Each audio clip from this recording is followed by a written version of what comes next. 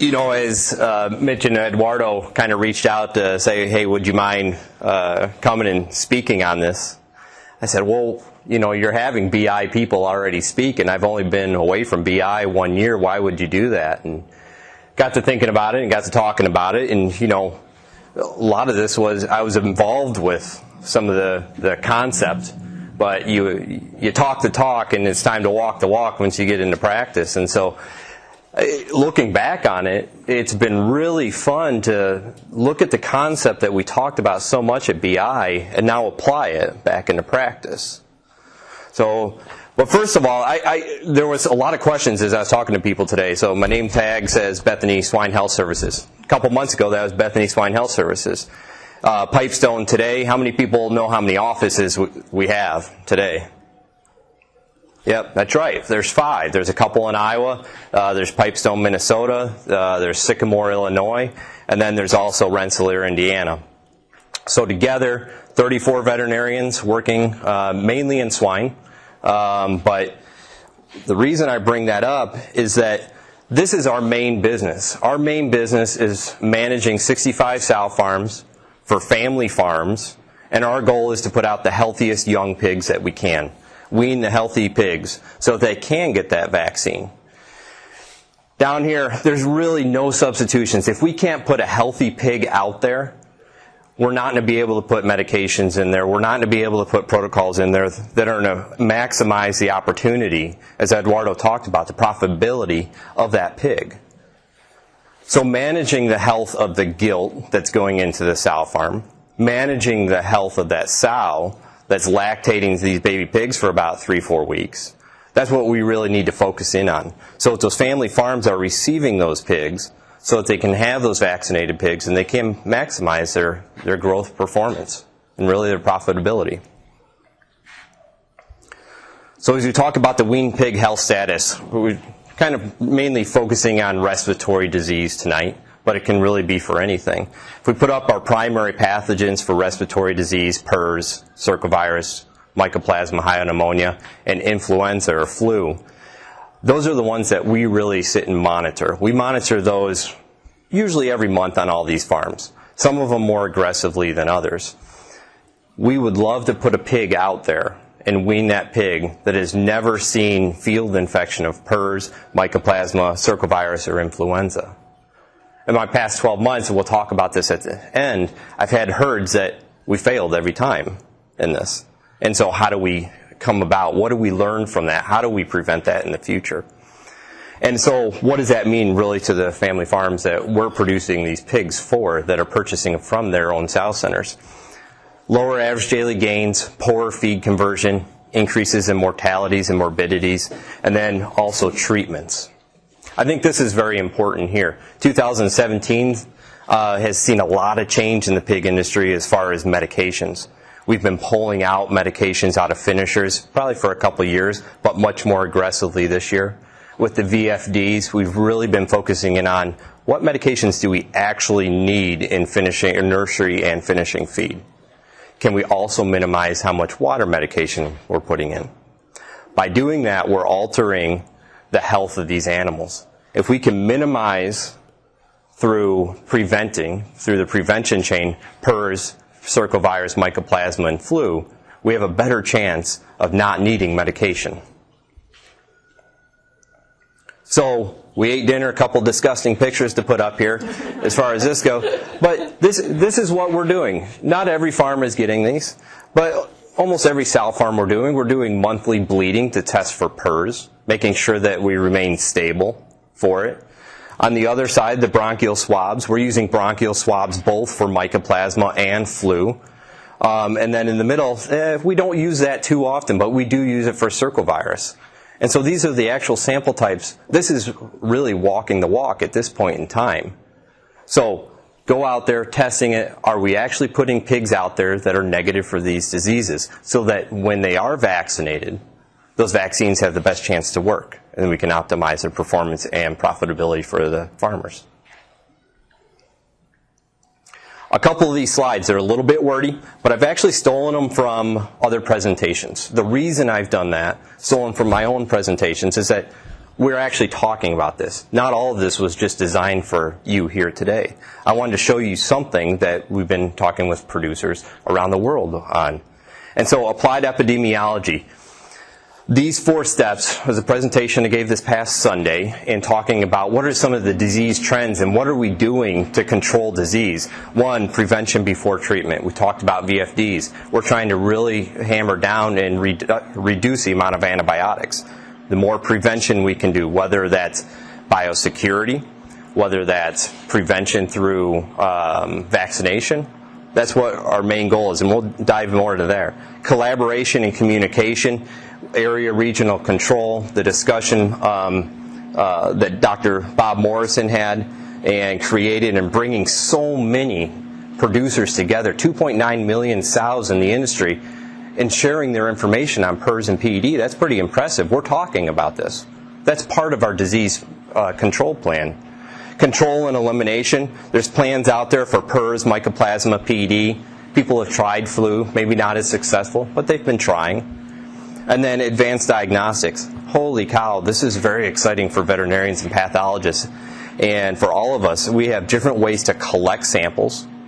The labs are creating different ways to run these samples, and we're getting much better at economically being able to find results out. That allows us to do more testing, more data, and then we can hopefully do some more applied epidemiology, preventing disease from going from one farm to the next.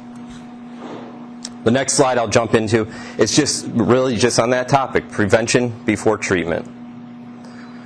So Eduardo talked a little bit about this before. How do we minimize disease? Biosecurity. By all means, if we can prevent the disease from coming to the farm in the first place, that's the ideal situation. We don't have to spend money on vaccines. We don't have to spend money on antibiotics. Let's prevent it from coming in first. Filtration, that's the extreme. We focus on trucking, feedstuffs, biosecurity, so preventing disease from getting into our feed sources, and so that we're not transferring PED, etc., through the feed. Proactive testing on replacements, talk a little bit about that, area regional control. But really going to focus in on this immunization, utilizing vaccines and exposure to other animals as well. And also gilt acclimation. And this is our experience. If we look at the Bethany swine portfolio as far as the sow centers that we managed 5 sow centers before Pipestone purchased us April 1st. This is one of them. This is the oldest one, 21 years old. It was only 2 gestation barns, 2 farrowing barns. It did not have a gilt development unit on it. In fact, Google Earth still doesn't have it on there, so just drew a box in there. But all 5 of these farms found it so important that we put a GDU on, which I'll explain why the importance on. They went ahead and spent $1.2 million last year, all 5 of these farms, and added a GDU onto it. Prior to this, they were receiving gilts that were already bred. They were not acclimated to the diseases on the farm, and they would come onto this farm around 10 weeks of gestation. So now we have a gilt that's bred. We're asking here, okay, move into this sow farm and now get exposed to all these diseases that this sow farm has. It's not a problem for the sows. The sows don't know. They're not sick from it. But these gilts are naive to all of these diseases. They might have been PRRS negative, Mycoplasma negative, going on to a PRRS positive, Mycoplasma positive farm. They got sick. They would cough. Their born alives weren't really all that good. So the owners and the management company said, let's put a GDU on site. Well, what's that going to do? Well, we're now going to purchase our gilts at 3 weeks of age. They're still going to be PRRS negative. They're still going to be Mycoplasma negative. But now we have many months to get them exposed to those diseases and other bacteria too. It's not just those major ones, but we're just focusing in on those 2 today. And so we put a process in place. Let's get them vaccinated. Let's get them exposed to the health on the farm. And then let's breed them. And then let's farrow them. History has shown that we'll have much healthier pigs. We'll have much healthier sows. Those sows will last longer in the farms. And so this big investment, we're banking a lot of money on it. And come September, we're hoping that our shareholders see the benefits of it. So wish us luck. But again, 3-week-old wean pigs are entering this site here. There's 2 nurseries in here, a grower, a finisher, a heat no serve room, and breeding and gestation, all in this one building here for about 1,600 animals on this 3,000 head site. In the hot nursery, we simply use that as isolation. They come in, we put them in there, and we shower in, shower out separately, and we just monitor, make sure they didn't bring any disease in that the sow farm didn't have. And then they continue moving to the cold nursery, the grower, and from there we start vaccinating them. We start exposing them to the other diseases on the farm.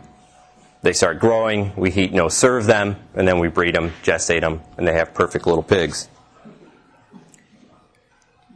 So this is what we're trying to achieve.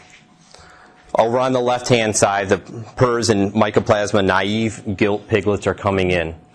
All the way on the other hand, by the time that they're farrowing, we want them to be immune and stable to the diseases on that farm. If the farms are PRRS positive, vaccinated, they're stable, but they're positive, and mycoplasma positive, we need to get them positive by the time that they're farrowing, by the time that their pigs are suckling and then weaning. So that's our main goal. So this is everything really quickly on what we do with them. On the top part of the arc, you can see that there's vaccines that we utilize in there. We want to vaccinate them for circovirus, just like every other pig in the industry. Almost every pig gets vaccinated for circovirus. Let's vaccinate our gilts too. After they come in, on the example that we're using here on these South Center farms, we're vaccinating for mycoplasma and PRRS with the Flex Myco PRRS. They get their oral vaccines, ileitis, salmonella, and Erie ALC. And then they're also getting revaccinated for circovirus, mycoplasma, and PRRS with 3-Flex. So it's another vaccine because now they're select animals. They're going to go into the breeding herd, and we want again, to immunize them to those diseases. On the bottom, this is also very important. The vaccines are important, but they're just tools. We have other tools too. We need to expose them to other bacteria, other minor viruses within the farm. And that's what we're doing with taking older animals, doing nose-to-nose contact, bringing them down to the younger pigs. And then also we'll do manure feedback. Manure feedback is very important for diseases like rotavirus. So this is where we get to admit failure sometimes. And so similar slide, but the title is just changed. So with PRRS, what have we seen? We still continuously deal with PRRS. Coming in and out, we've had breaks. One thing that we had a discussion today, another vet and I within the practice, we were sitting down and discussing, and we were kind of frustrated over a few farms in our area regional control that actually don't vaccinate for PRRS. They're positive, they're shedding.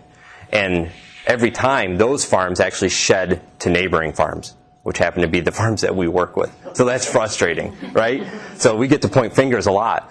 Then we started going, okay, what about us? What about us? We have farms, but are they shedding to other farms? This entire year, none of the farms that we have managed that we vaccinate for with MLV, PRRS MLV vaccine, have shed to any other farms. This is the indirect benefit that Eduardo was talking about.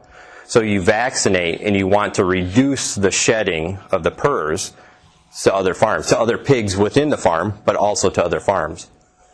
So just a case example is going, we have 3 farms right now that are PRRS positive. We know they're unstable, but we cannot find anywhere else that they have shed PRRS to another farm. So is it the vaccine? I mean, by theory, that would be the case. So far, that's proving true in this last 12 months that we've been looking at it. With PCV2, 5 of our South centers, I would say that maybe in the nursery we've had some challenges and said, okay, we can't really pinpoint it. Found a little bit of circovirus out there. Let's go back and look at the vertical transmission from sow to piglet of circovirus, PCV2. The farm that we had the most trouble with, we found was unstable for circovirus. The other 4 farms, they weren't stable, or they were stable. They were not transmitting circovirus to the baby pigs. The other one was. So we took action, and we've mass vaccinated that sow farm, and we're continually following it. So again, walking the walk of going vertical transmission. Let's try to prevent those diseases getting into those baby pigs. Mycoplasma failure. We went through a mycoplasma elimination program. Necessarily had to cut corners, and because of that probably failed. We failed last week. We found that out. And so, you know, unfortunately we have 2,000 gilts that are in that farm right now that are naive to mycoplasma. And so we're going to have to, there's going to be a challenge. Those piglets coming out are now going to be positive for mycoplasma. They will have disease in the nurseries and finishers. Okay? So that's the bad side. That's what actually can happen. Most of these presentations go, this is what we should do to make things good. Well, this is the bad part. Now it's on us to make it better, make it right. And flu, I tell you what, flu is, when I was first in practice before BI, I didn't remember flu being so bad. And flu this year, whether it was this year or whether I just didn't remember it or it's gotten worse, I don't know, but flu was pretty bad. I don't know that we can make a naive flu pig today.